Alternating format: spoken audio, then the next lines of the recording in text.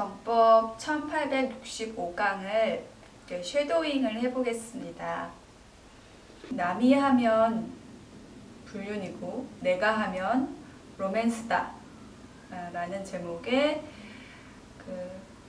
부부를 위한 정법을 두 번째로 스승님의 말씀을 거의 이제 옮기는 거예요. 네, 시작을 해보겠습니다.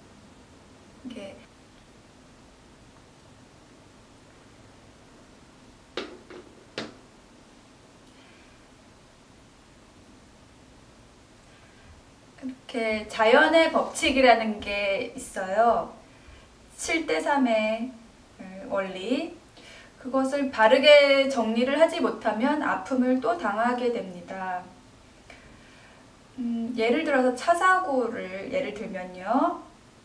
차 사고가 났는데 친 사람이 잘못이라고 우리가 욕을 하잖아요. 그런데 친 사람이 아파요? 친 사람이 아픈가요?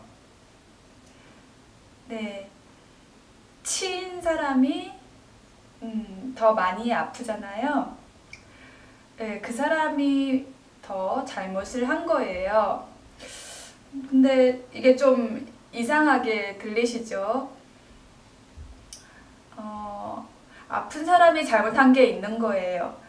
사고 날 만큼의 잘못이 상대 운전수한테 잘못한 게 아니라 그동안에 삶을 살면서 잘못한 것에 압이 찬 거예요. 주위에 잘못했다거나 사회에 잘못한 것들이 조금이지만 조금씩 모여서 그걸 모르고 살고 있다 그러면 어떤 사고가 날 만한 그런 한계치까지 계속 그 잘못의 압이 찹니다. 그러면은 딱 받쳐야지 이게 터트려야 되는 그 순간이 오는 거죠. 근데 이걸 터트려줄 상대가 이제 오는 거예요.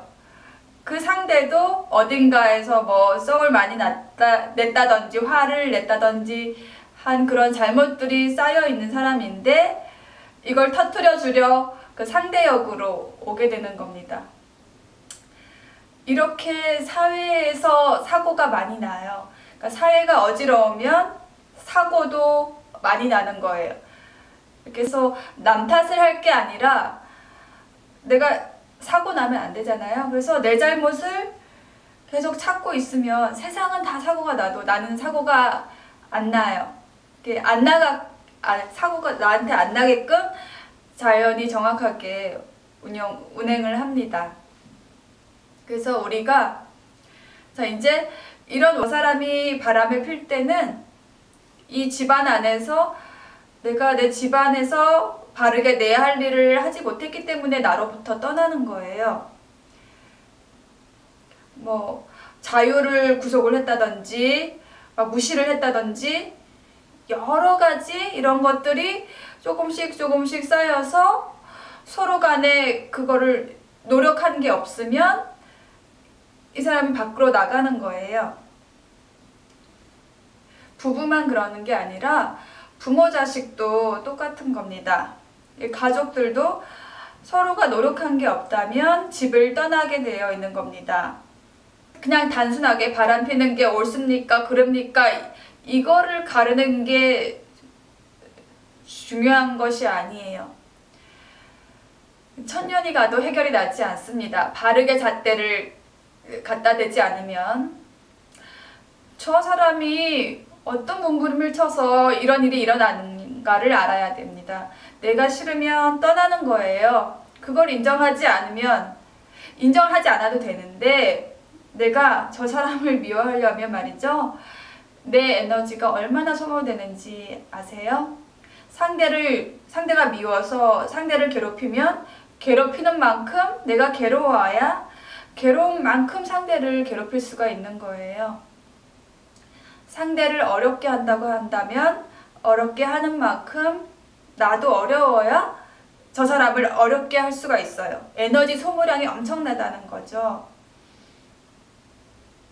그걸 모르고 그냥 내 기분에 놀다 보면 인생이 끝나는 겁니다. 그렇게 괴로운 채로. 내가 어렵다면 내 잘못이 분명히 있는 거예요.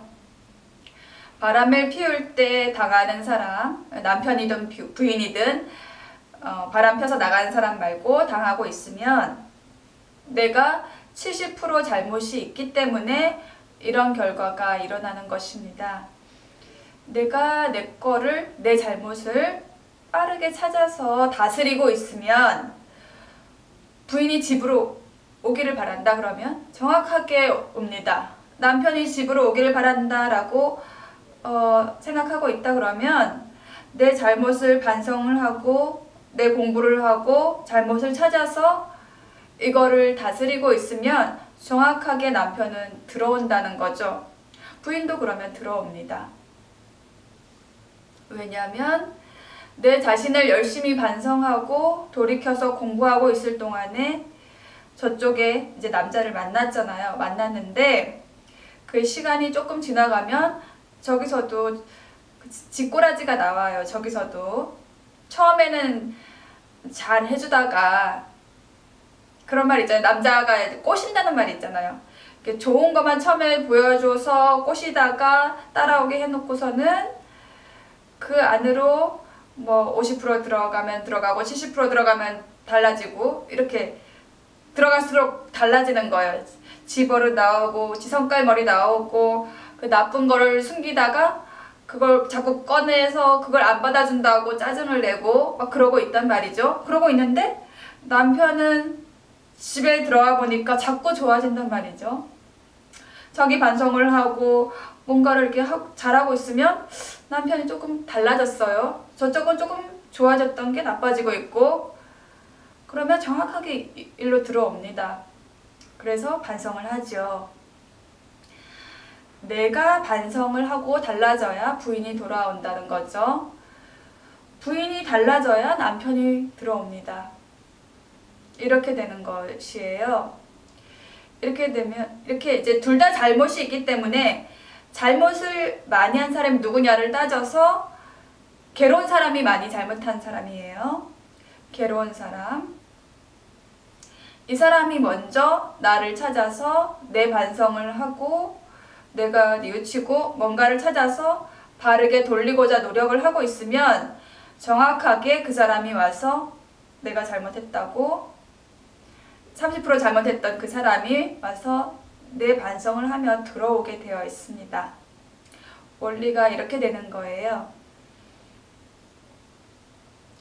그래서 이런 기회를 통해서 우리가 다시 잡아보는 거예요. 잘못을.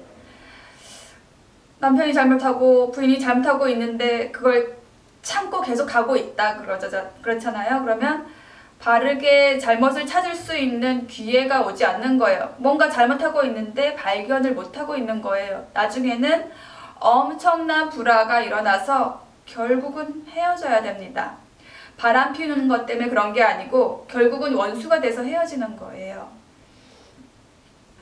이렇게 사회에 일어나는 모든 일들은 상대를 먼저 생각할 줄 알아야 한다는 말이 있는데 근본 원리를 모르면 상대를 먼저 생각할 수가 없어요. 근본을 알아야, 내 잘못을 알아야 상대를 이해하고 내가 상대한테 잘못한 것을 찾아서 그걸 풀어나가야 상대는 내 앞으로 다시 돌아온다는 사실이죠. 친구도 마찬가지고 사업을 해도 마찬가지입니다. 이 세상 모든 일이 똑같습니다. 부모와 자식 지간에도 마찬가지예요. 잘못을 하면 떠난다. 내가 잘못하면 상대가 떠난다는 말이죠. 내가 사랑하는 사람이 떠난다는 거예요. 밖에 없었느냐? 왜 저 사람이 저런 짓을 할 수밖에 없었고 나는 왜 어려운지 그걸 파서 잣대를 바르게 돼야 됩니다. 당신 잘못이 이렇게 있네.